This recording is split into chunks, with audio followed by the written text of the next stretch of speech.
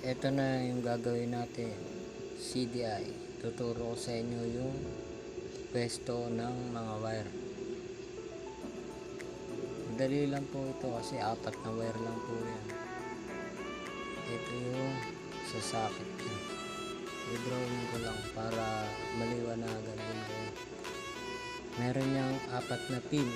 Isa, 2, 3, 4. 4 na pin po yan. Ito yung CDI. Dito sa taas, ito yung wire na papuntang ignition coil.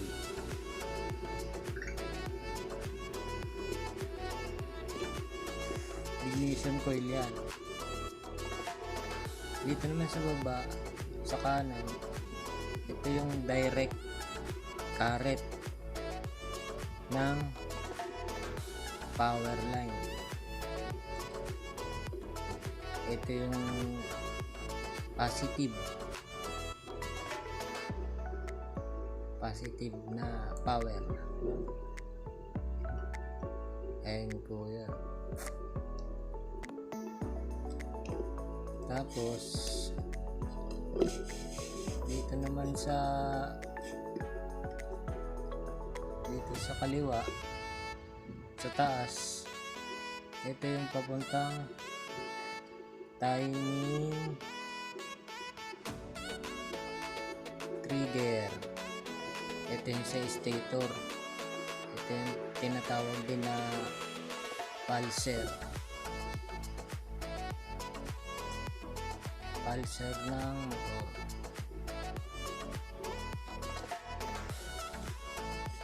Yan yung pulser sa stator po yan. Tapos dito sa baba, sa kaliwa, ito na yung ground. Negative ground.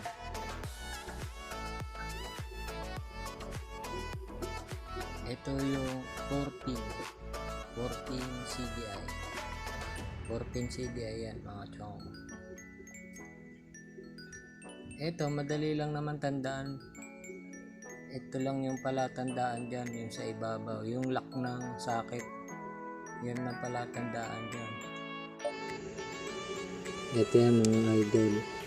Ito yung sinasabi kong palatandaan.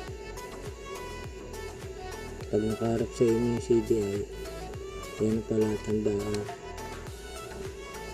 Dito sa kanan, pag nakaharap sa inyo CDI, yung kanan ay yung papuntang ignition coil.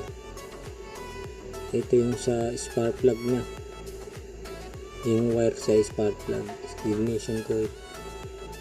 Tapos sa baba naman, bandang kanan, ay yung power line, positive. Ito yung pag nagsusi ka, saka magkakaroon ng power. Tapos dito naman sa kaliwa, ito yung papuntang pulser sa stator nya. Ito yung pulser, timing trigger. Tapos ito sa baba, bandang kaliwa, ito yung sa ground, ng motor. Negative ground. Ayan.